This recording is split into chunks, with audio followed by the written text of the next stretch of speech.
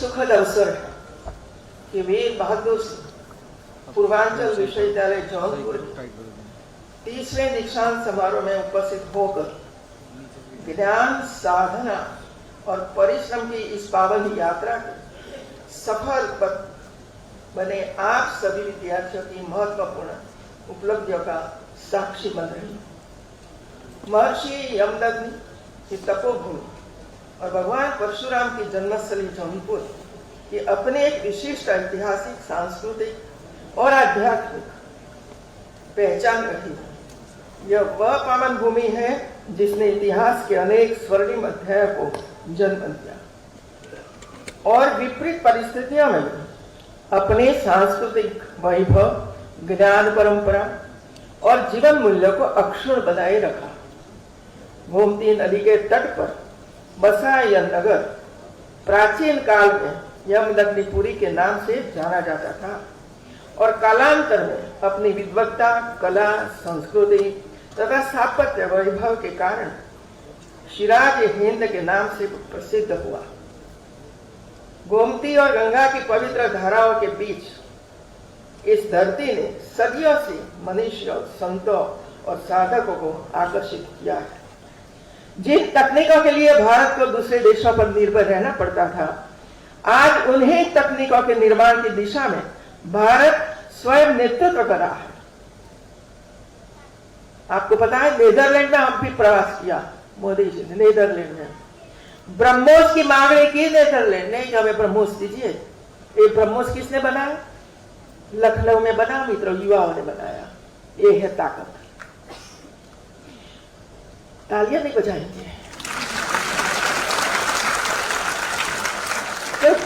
जय हिंद दोस्तों, स्वागत है आपका दैनिक भास्कर में। मैं डॉक्टर जेपी मौर्य। इस समय हमें वीर बहादुर सिंह पूर्वांचल विश्वविद्यालय परिसर में, जहां पर 30वां दीक्षांत समारोह मनाया जा रहा है। और अब जैसा कि हमारे पीछे आप देख सकते हैं, ये छोटे छोटे बच्चे प्राइमरी स्कूल के बच्चे हैं। विश्वविद्यालय द्वारा 5 गांवों को गोद लिया गया था, जिसमें से 5 स्कूलों के बच्चे हैं, है ना सर?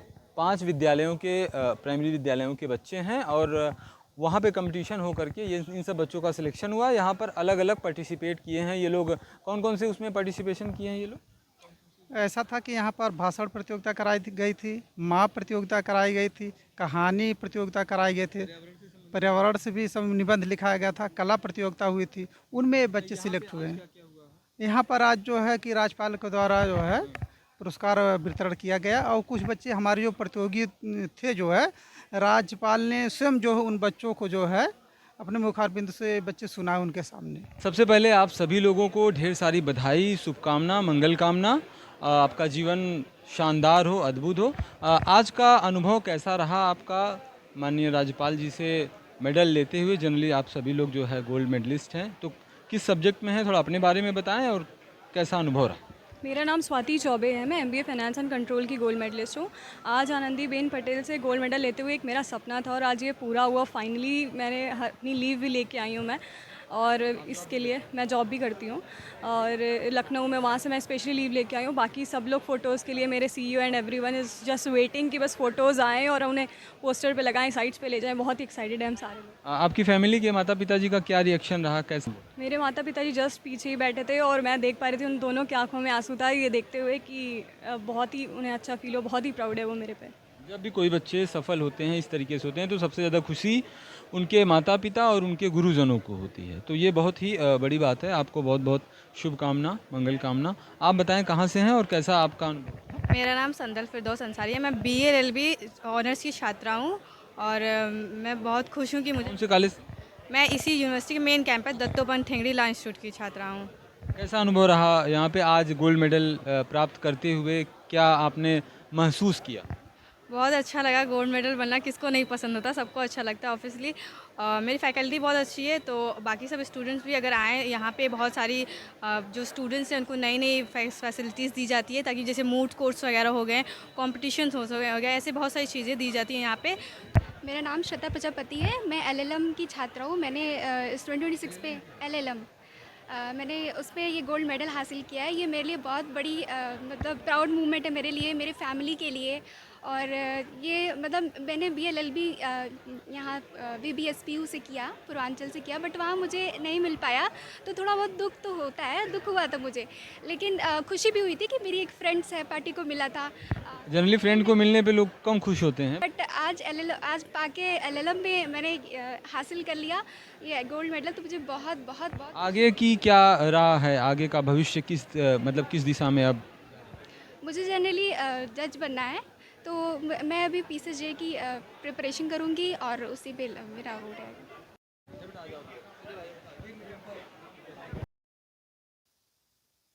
बहुत अच्छा लगा।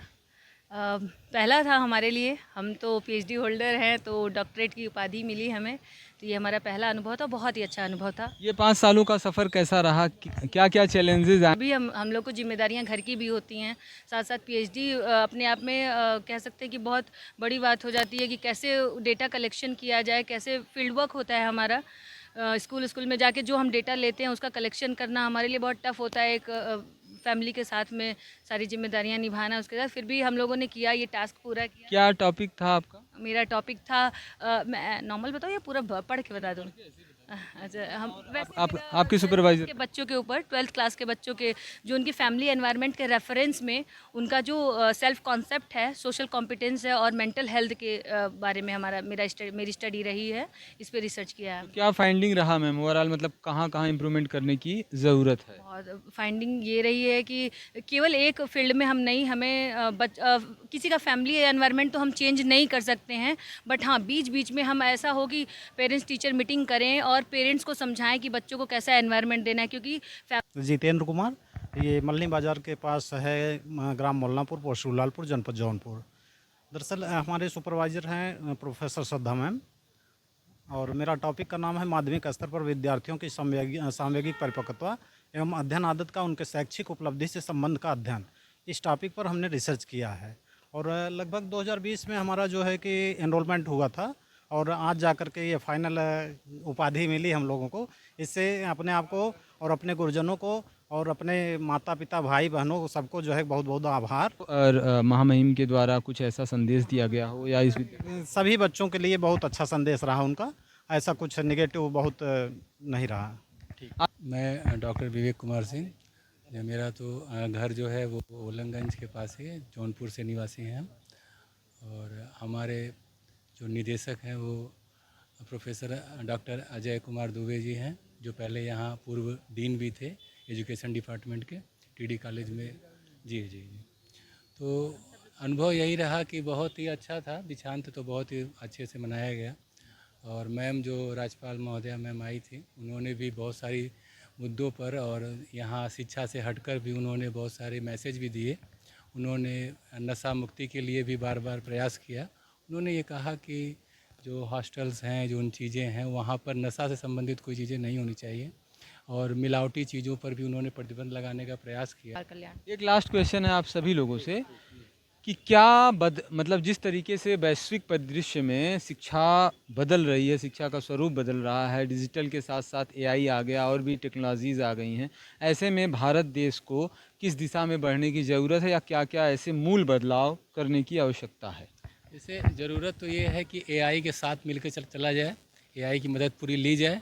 AI से डरना नहीं है, AI की उपयोग करना है, उसको अपने कार्यशैली में लाना है और अपनी मौलिकता को बनाए रखना है और शिक्षकों का जो समुदाय है उसको मतलब एक्सेप्ट करे और उसको यूज करे। क्योंकि टॉपिक मेरा था उदारीकृत अर्थव्यवस्था में डॉक्टर राम मनोहर लोहिया के समाज आर्थिक एवं राजनीतिक विचारों की प्रासंगिकता। क्या वास्तव में राम मनोहर लोहिया आज प्रासंगिक हैं? नहीं, प्रासंगिक तो है लेकिन उस पर काम नहीं किया जा रहा है, क्योंकि समाजवाद का केवल नाम उपयोग में लाया जाता है, लेकिन समाजवाद वास्तविक रूप से लागू नहीं किया जा रहा है। अगर लोहिया जी के विचारों को पूरी तरीके से फॉलो कर दिया जाए तो क्या समाजवाद लागू हो जाएगा? हाँ, वास्तव में अगर समाजवाद की लोहिया के विचार पूर्णतः लागू कर दिया जाए तो समाजवाद लागू हो सकता है। बहुत अच्छा, थैंक यू। आप बताएं सर अपने बारे में। ऐसा करिए ना कि कोई और ना आता है। तो कैसा लग रहा है बच्चों आप लोगों को आज यहाँ पर आकर? अच्छा लग रहा है। थोड़ा तेजी से बोलेंगे। अच्छा लग रहा है। कितना अच्छा? बहुत ज़्यादा। ऐसा क्या लग रहा है यहाँ पे आकर के? आप हम स्कूल से आकर के सीधे इतनी बड़ी बिल्डिंग में आ गए, बड़े बड़े लोग आए, तो आपको कैसा महसूस हुआ? बोलो। बहुत अच्छा है। क्या आप लोग भी कुछ ऐसा करना चाहेंगे? आगे क्या प्लान है? Yes sir. हम पुलिस बनना चाहते हैं आगे जाकर। King commando, doctor. सर मेरा नाम विजेता चतुर्वेदी है और मैंने डॉक्टर देवव्रत सर के अंडर में पीएचडी अपनी आज कंप्लीट की। आज उनको मैं बहुत बहुत धन्यवाद देना चाहती हूँ। और मेरा टॉपिक था फिशरी पे histopathological hepatosomatic index on super oxide dismutase enzyme activity on teleost fish पे। इसको आसान भाषा में बताएं जो हमारे दर्शक समझ सकें। मतलब इसमें ये था कि जो हमारे जितने भी पॉल्यूटेंट्स हैं वो हमारे रिवर में वो पॉन्ड में जाते हैं तो हमारे फ़िश पे क्या इफ़ेक्ट पड़ता है। और वो फ़िश क्योंकि हमारी इकोनॉमिक को बढ़ाती है, फिशरी सिस्टम हमारे जो फिशरी कल्चर है, तो जो भी कितने हार्मफुल प्रोडक्ट हैं या फिर जितने पॉल्यूटेंट हैं क्या इफ़ेक्ट पड़ता है उनके इफ़ेक्ट में, ये स्टडी हम लोगों को किया गया। Myself Pradeep Kumar Yadav, I belong to Azamgarh. मेरा सफ़र थोड़ा सा कठिन रहा क्योंकि पीएचडी आसान नहीं होता, उसके लिए लगभग 5 साल लग गए हम लोगों को और करने में। इस चीज़ को मैं भी महसूस कर सकता हूँ। पिछले दीक्षांत समारोह में एक्चुअली मैं भी आया था, पीएचडी का डिग्री यहीं से लिया था। जी सर, काफ़ी मेहनत करना पड़ता है उसके लिए। हाँ, क्या टॉपिक आपका? हमारा टॉपिक था effect of pesticide on physiological activity of fresh water fish चन्ना पंक्टाइटस। जो मछलियाँ होती है चन्ना पंक्टाइटस, पेस्टिसाइड्स का क्या मतलब प्रभाव पड़ता है। जैसे पेस्टिसाइड्स जो है कुछ हार्मफुल होते हैं बॉडी के लिए।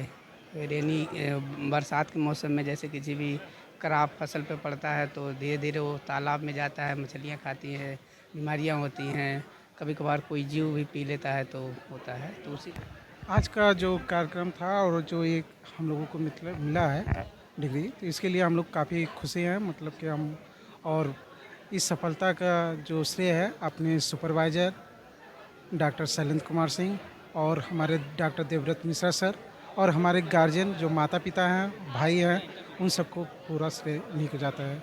उन्हीं के मार्गदर्शन में जो काम हुआ है, इसी के कारण आज हम ये सब प्राप्त कर रहे हैं। ये पीएचडी का सफ़र सर कैसा रहा, कैसी यात्रा रही पीएचडी की, और आज यहाँ पर वो यात्रा पूर्ण हो गई तो उसमें आपको कैसा अनुभव रहा? ये 5 सालों का जो शुरुआती सफ़र तो थोड़ा कॉम्प्लिकेटेड था, लेकिन टाइम के साथ साथ धीरे धीरे हम लोगों ने अपने सुपरवाइज़र यूनिवर्सिटी के साथ जो ऑफिशियल क्लर्क हैं उनके साथ मिलकर के जो सीखा हमने वो हमारे लाइफ टाइम तक काम आएंगे। राजनीति हो या क्रिकेट, देश विदेश की ब्रेकिंग हो या आपके मोहल्ले की बड़ी खबर, सब मिलेगा एक ही ऐप में, सबसे तेज और भरोसेमंद। अभी डाउनलोड करें दैनिक भास्कर डिजिटल।